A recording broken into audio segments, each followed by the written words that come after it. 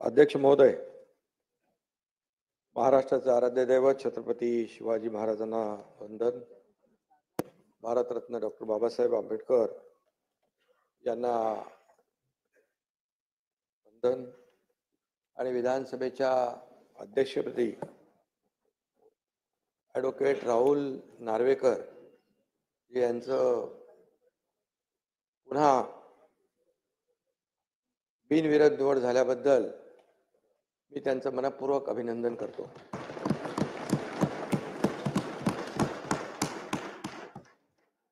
देवेंद्रजी म्हणाले होते मी पुन्हा येईन, ते पुन्हा आले, त्यांचे अभिनंदन. त्यांनी आपला शब्द पूर्ण केला. आणि पण अध्यक्ष महोदय काय म्हणाले नव्हते, मगाशी आपणही उल्लेख केला, मी पुन्हा येईन, पण ते पुन्हा आले. आणि याचा आनंद सर्वांनाच आहे. गेल्या 2.5 वर्षात त्यांनी केलेलं काम आपल्या समोर आहे. मी देखील त्यावेळेस सभागृहात म्हणालो होतो, तेव्हा दादा आम्ही दोघंच होतो. आम्ही म्हणालो आम्ही 200 पेक्षा जास्त आमदार निवडून आणू, नाही तर मी शेती करायला जाईन.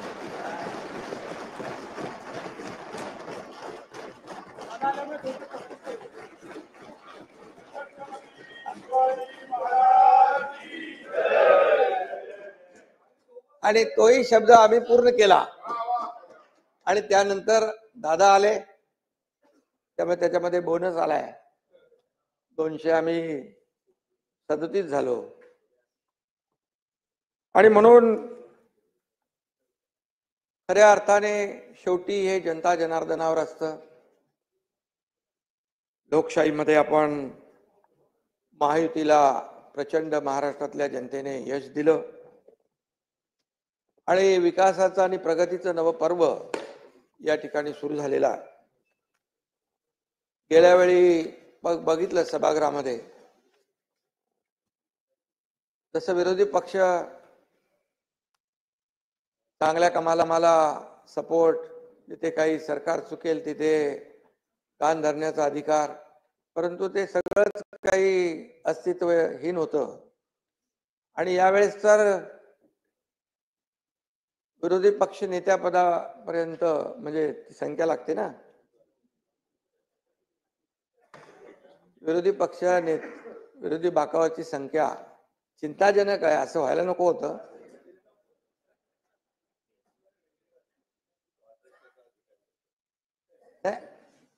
अध्यक्षांचा अधिकार आहे तो.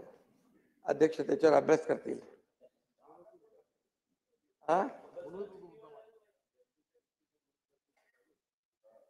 आणि अशाच काळामध्ये विधानसभेच्या अध्यक्षपदाची जबाबदारी आपल्यावर पुन्हा आलेली आहे. मुख्यमंत्री महोदयांनी सांगितलं, राहुलजी अतिशय अत्यंत सक्षम, समतोल आणि समन्यायी भूमिका घेऊन काम करणारे आहेत. ते कुणावरही अन्याय करणार नाहीत नाना, याची खात्री बाळगा. गेल्या वेळेस तुम्ही म्हणाला होतात की डाव्या बाजूची जास्ती काळजी घ्या. त्यावेळेस जनतेनेच डाव्या बाजूची जास्ती काळजी घेतलेली आहे. त्यामुळे आणि अध्यक्षता आता घेणारच, कारण मगाशी सांगितलं एकदम सूक्ष्मपणे आपल्याकडे लक्ष दिलं पाहिजे. आणि अध्यक्ष महोदय ते करतील. ते कुणावरही अन्याय करण्यात येत नाही याची खात्री बाळगा. सर्वात तरुण अध्यक्ष हा विक्रम राहुल नार्वेकरजींनी गेल्या वेळेसच तोडलेला आहे. आणि सलग दुसऱ्यांदा अध्यक्षपदी विराजमान होण्याचा मान आपण पटकावला. आणि मगाशी त्याची उदाहरणं मुख्यमंत्री महोदयांनी सांगितली. पण बाळासाहेब भारदे यांना तो मान मिळाला होता. आणि राहुल नार्वेकर हे दुसऱ्यांदा अध्यक्ष झाले. हा दैदिप्यमान इतिहास सुवर्ण अक्षरामध्ये लिहिला जाईल काही गोष्टी बऱ्याचशा गेल्या 2.5 वर्षामधल्या मी देखील यापूर्वी देखील म्हणालो की अनेक निर्णय, अनेक विकासाची कामं, विकासाचं पर्व, वेगवान गतिमान विकास, त्याचबरोबर लोककल्याणकारी योजना, हे कमी वेळामध्ये जास्तीचं काम, जास्तीचे निर्णय लोकहिताचे, लोकाभिमुख घेण्याचं काम आम्ही केलं. हे देखील ऐतिहासिक आहे. अध्यक्ष महोदय, गेल्या वेळेस आपल्या समोर कोणीतरी उमेदवार उभा होता अध्यक्षपदासाठी. कोण होतं? राजन साळवी होते. पण यंदा राजन साळवींना मतदारांनीच घरी बसवल्यामुळे दुसरं कोणी तुमच्या समोर उभा राहायलाच तयार नाही. आणि त्या नाना बरोबर ना. आणि त्यामुळे म्हणून मी आपले नाना पटोलेंचा आभार मानतो, कारण आपण अध्यक्षपद नार्वेकरांसाठी रिक्त केलं आणि तिथून गाडी सुरू झाली. पण ती गाडी अशीच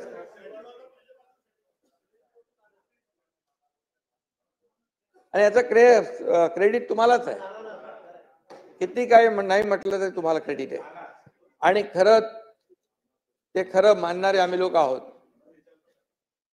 बाळासाहेबांची शिकवण आहे आणि त्यामुळे नाना आमचे खरे मित्र आहेत. मीडिया समोर काय बोलत असतील ते ठीक आहे, ते जाऊ द्या. पण नाना म्हणत असले तरी त्यांचं आमचं प्रेम आहे. अरे सुरुवात कुठून झाली ते सांगायला नको. सुरुवात नाना करते प्यार तुम्ही से कर बैठे, नाना करते प्यार तुम्ही से कर बैठे.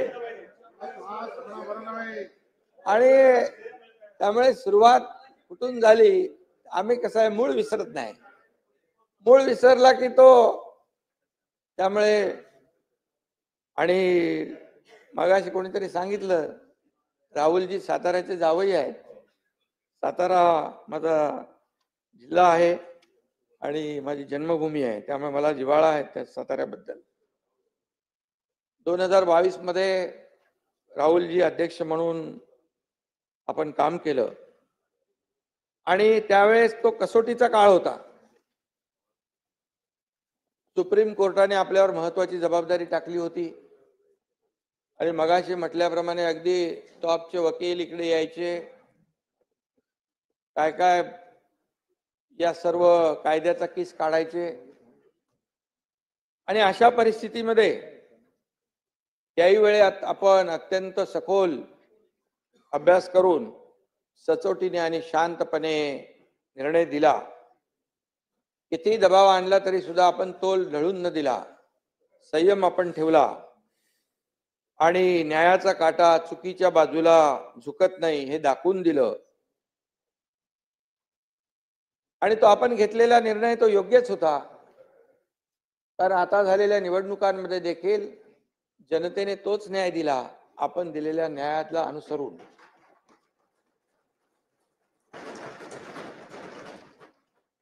आणि हे निवडणूक निकालामध्ये स्पष्ट झालंय. शिवसेना कुणाची, त्याच्यावर आरोप प्रत्यारोप मला आठवत आहे. 2.5 वर्ष एकही दिवस असा नव्हता की सातत्याने पायरीवर बसून आरोपाच्या फैरी झडायच्या, कामकाजामध्ये सहभाग नाही आणि फक्त आरोप आणि आरोप, असा एकही दिवस गेला नाही.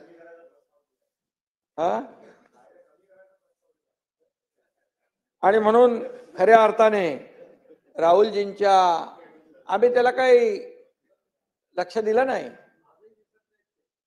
नाना आम्ही काम करत राहिलो. मी नेहमी सांगायचो आम्ही काम करणारे लोक आहोत. आम्ही अगोदर दोघं होतो, नंतर अजितदादा आले. तिन्ही शिफ्ट मध्ये 24/7 काम चालू झालं आणि काम एवढं वेगाने झालं आणि एवढे निर्णय गतिमान झाले की या निवडणुकीमध्ये जनतेने नेहमी आम्ही सांगायचो, या निवडणुकीत जनता कामाची पोचपावती देईल. मग त्या लाडक्या बहिणी असतील, लाडके भाऊ असतील, लाडके शेतकरी असतील, सर्व घटक, या प्रत्येक घटकाला न्याय देण्याचं काम अध्यक्ष महोदय आम्ही केलं. आणि आपण देखील रामशास्त्री प्रभूने बाण्याचा विजय आहे असं, म्हणजे आपण देखील अगदी रामशास्त्री प्रभूने यांच्या प्रमाणे काम केलं. आणि त्यावेळेस आपण निर्णय दिला. आणि काही लोकांनी तर, वकील तर आले, पण काही लोकांनी एवढे आरोप केले आपल्यावर.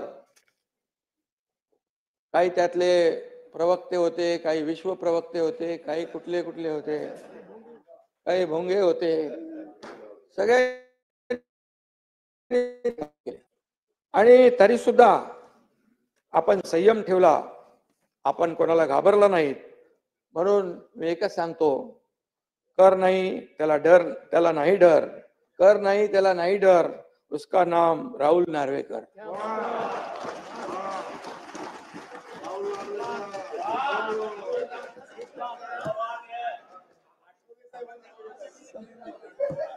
आठवले साहेबांची माझी युती झाली आता. आणि खरं म्हणजे जयंतराव आहेत तर आता मजा आहे. काय जयंतराव बघा, बाळासाहेब थोरात, पृथ्वीराज बाबा गेले, नाही दिसत. सभागृहाच्या बाहेर नाना वाचले 208.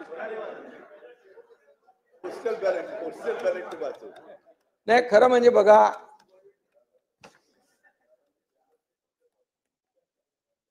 आता ईव्हीएम घोटाळा असता तर तुम्ही इथं नसताना. तुम्ही एकदा ईव्हीएम वर आरोप केले, शपथ घेणार नाही. अरे बाबा तुम्ही काय करता, तुमच्याबद्दल चांगलं बोलतोय.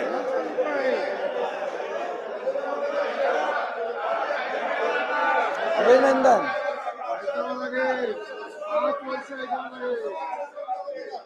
तुम्ही भाषण करताना कधी आम्ही थांबवलं का नाना? नाना कसं आहे माहितीये का याच्यामध्ये, नाना बघा काय, तुम्ही रोज आम्हाला म्हणजे मीडियावर सांगता, लोकांची दिशाभूल होते. तुम्ही करत नाही, तुम्ही करता असं मी नाही म्हणत, परंतु रोज तुमच्या महाविकास आघाडीकडून होतंय की नाही.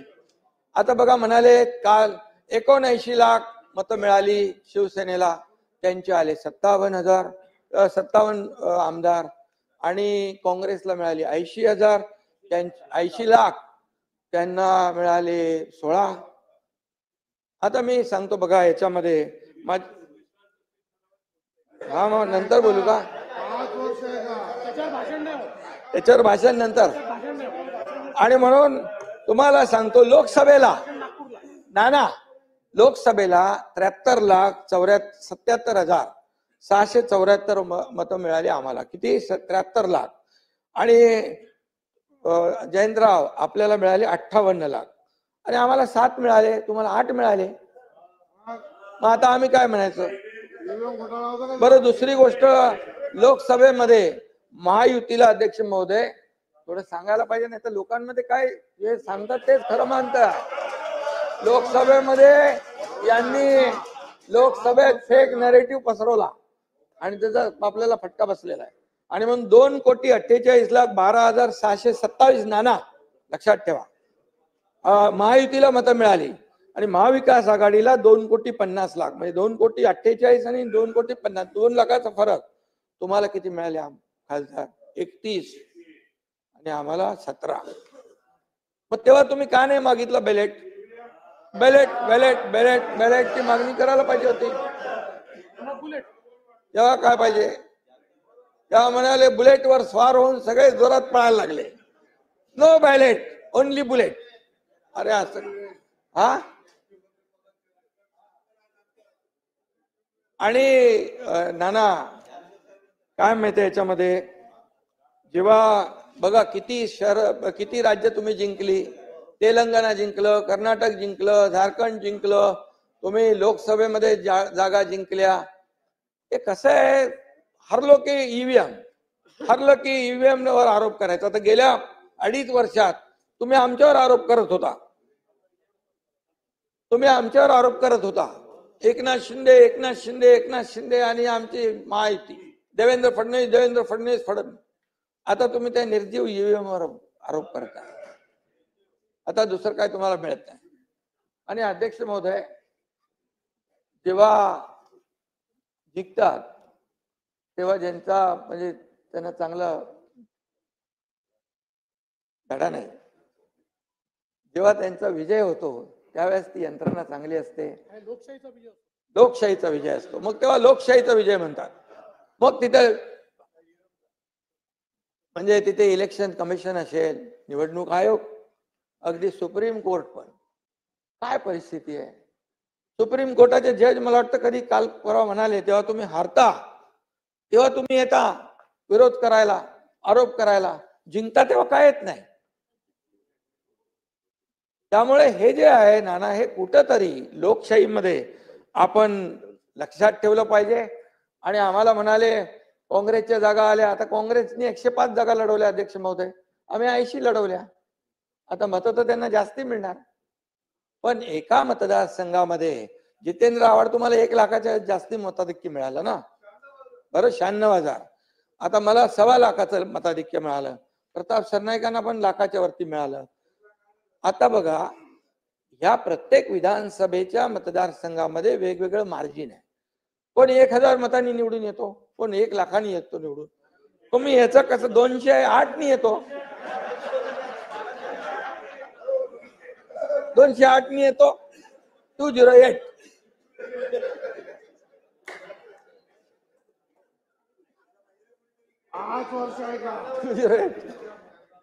नाना आमचे मित्र आहेत.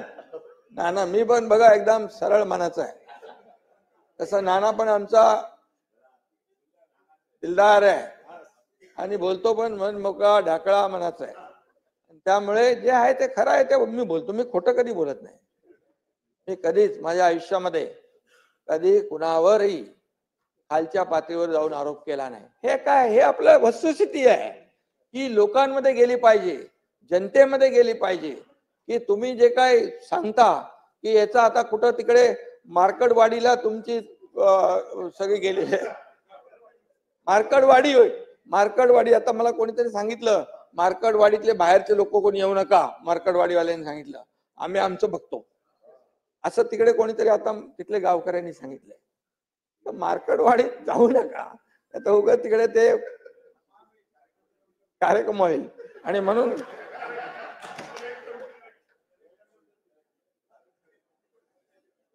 म्हणून शब्दाला जागणारे लोक आम्ही आहोत. आता अध्यक्ष महोदय, राजकीय पक्षांच्या सोबत आपल्याला अनेक लोकांच्या सोबत काम करायचा अनुभव आहे. डबल ग्रॅज्युएट असलेले राहुलजी आपल्या पक्षात असावेत म्हणून सगळ्यांना वाटतं आणि कुठल्याही पक्षाला वाटणार आणि ते सगळ्याच पक्षांना हवेसे वाटतात.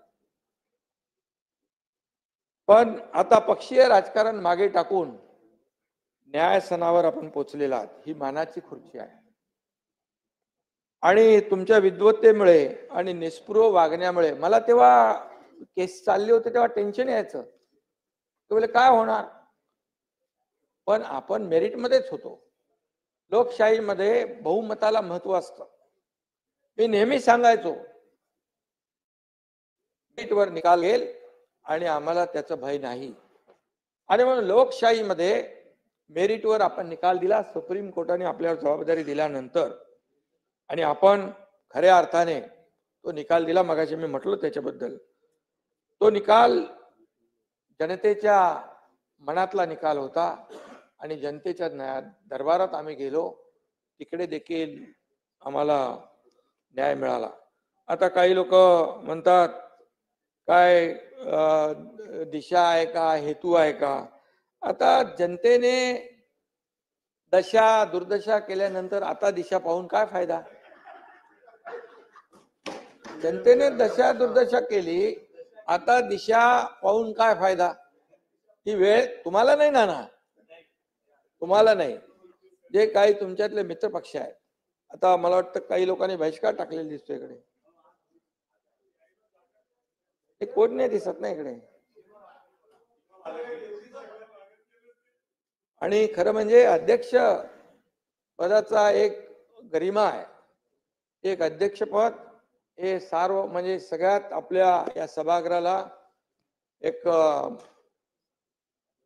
आदर्श असं हे अध्यक्षपद आहे. आणि अशा वेळेस हा ठीक आहे, जनतेने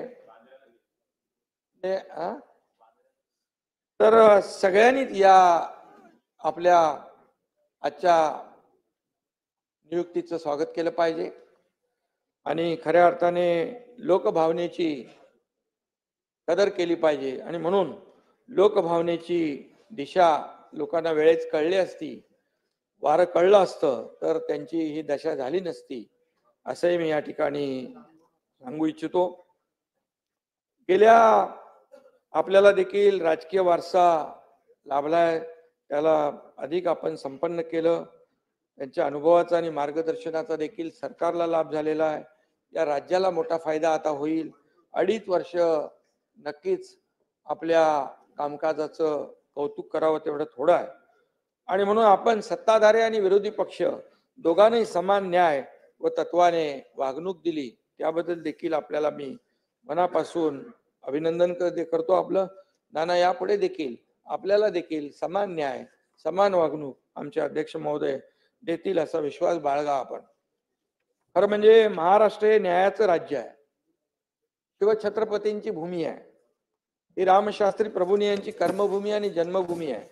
ही छत्रपती शाहू महात्मा ज्योतिबा फुले यांची भूमी आहे, परमपूज्य महामानव डॉक्टर बाबासाहेब आंबेडकरांची भूमी आहे. आणि म्हणून बाबासाहेबांनी दिलेल्या संविधानाचं प्राणपणाने रक्षण करणं ही आपल्या सर्वांची जबाबदारी आहे. आणि म्हणून ही याच्यामध्ये कुठलाही विसर पडता कामा नये, कधीच पडणार नाही. कारण मी आपल्याला आठवण करून देतो, संविधान संविधान म्हणून बोलणारे, संविधान बचाव संविधान बदलणार म्हणणारे आणि लोकांमध्ये भ्रम पसरवणारे संविधान तर कधी बदलूच शकत नाही. हे बाबासाहेबांचं संविधान आहे. बाबासाहेबांच्या संविधानामुळे आज देशाचा कारभार चालतोय, राज्याचा कारभार चालतोय. आज बाबासाहेबांच्या संविधानामुळे एक सर्वसामान्य कुटुंबातला व्यक्ती देशाचे प्रधानमंत्री होतात, सर्वसामान्य व्यक्ती इथे मुख्यमंत्री उपमुख्यमंत्री होतात. हे बाबासाहेबांच्या संविधानामुळे आहे, त्यांच्या घटनेमुळे आहे. आणि म्हणून बाबासाहेबांचं संविधान, जब तक सूरज चांद रहेगा बाबा साहेब का संविधान बना रहेगा.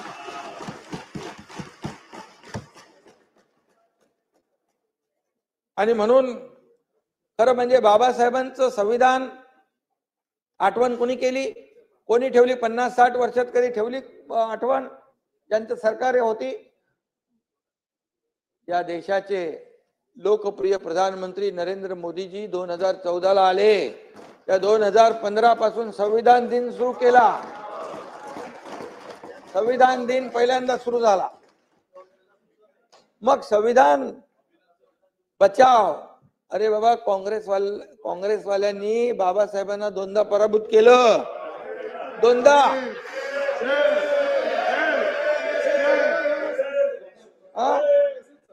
आणि बाबासाहेबांनी सांगितलं काँग्रेसचे जळकं घर आहे, लांब राहा. आता तुम्ही विचार करा बाबासाहेबांचं म्हणण्याचं. आणि म्हणून मी एवढंच सांगतो, आता आपण तालुका निहाय, किरण जिजूजी त्या दिवशी भेटले होते मला, ते म्हणाले जिल्हा निहाय तालुका निहाय संविधान मंदिर आपण बांधतोय, बाबासाहेबांचा सन्मान करतोय. आणि बाबासाहेबांनी ज्या दलित शोषित पीडित जे अन्यायग्रस्त आहेत त्यांना समाजाच्या मुख्य प्रवाहामध्ये आणण्याचं काम केलं.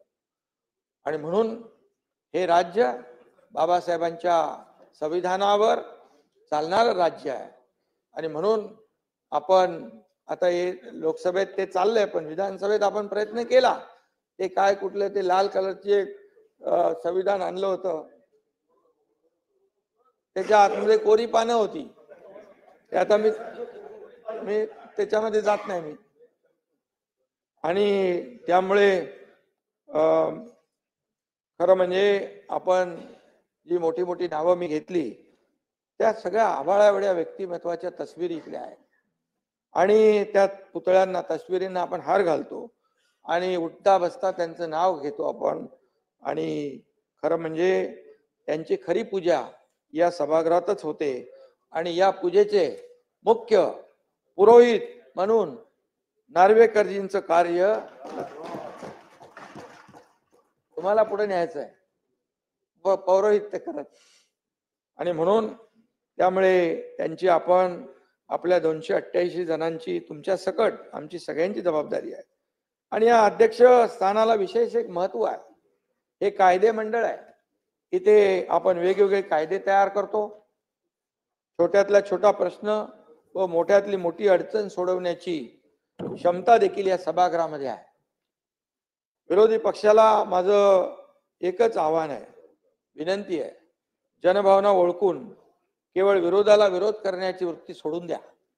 आता तरी जनतेची भावना काय लक्षात घ्या आणि आज जनतेनेच आज कौल दिलेला आहे आणि म्हणून जनभावनेची कदर करा.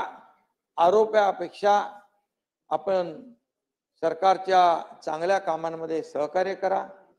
जिथं सरकार काही चुकत असेल, जरी तुम्ही कमी असाल तरी सुद्धा आम्ही तुमची नोंद नक्की घेऊ आणि जिथे सरकार लोकभावनेच्या बाबतीत जनतेच्या विकासाच्या बाबतीमध्ये कुठेही त्रुटी राहील तर नक्की आपण आपल्याला विचारू शकता, आपल्या सूचना करू शकता. एवढ्या मोठ्या भावनेने आम्ही काम करणार आहोत आणि म्हणून महाराष्ट्राला विकासाच्या नव्या आपल्याला महामार्गावर नेण्यासाठी आपण सगळे मिळून या ठिकाणी सज्ज होऊया. अध्यक्ष महोदय, विधानसभेत अनेक ज्येष्ठ सदस्यांचं अनेक लोक निवडून आलेले आहेत. नवीन तरुण आपले आमदार निवडून आले. काही जुने आहेत, कोणी चौकार मारलाय, कोणी षटकार मारलाय आणि कोणी आणखी त्याच्यापेक्षा जास्त निवडून आलेले आहेत. 7 वेळा निवडून आले आणि कालिदास किती वेळा आले? 9 वेळा. हा, म्हणून तुम्ही आता आज स्पीकर म्हणून होते. तुमची सिनियरिटी लक्षात घेऊन तुम्ही गेल्या वेळेस होतात, यावेळेसही होता, पण नाही असं नका करू. परमनंट नका, परमनंट प्रोटेम.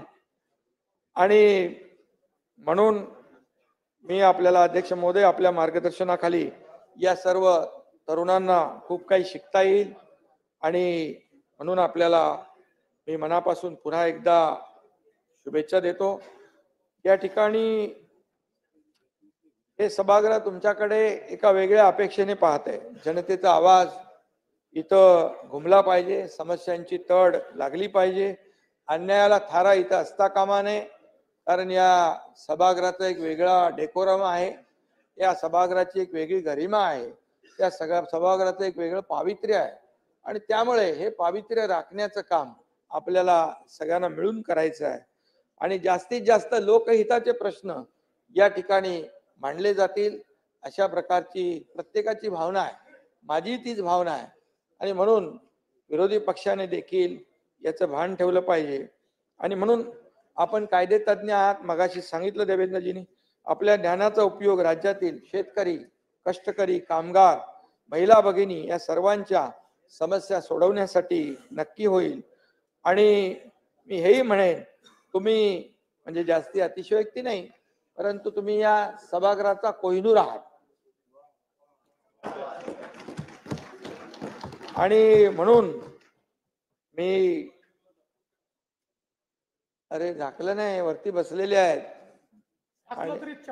चमक थांबणार नाही आणि म्हणून हा लौकिक कायम राहील अशा प्रकारचं तुमच्याकडून काम होत राहील. आणि मी एवढंच सांगतो की कोणी असो, सत्ताधीश असो व विरोधी पक्ष, योग्य न्याय देतील विधानसभा अध्यक्ष. आणि म्हणून नानाजी,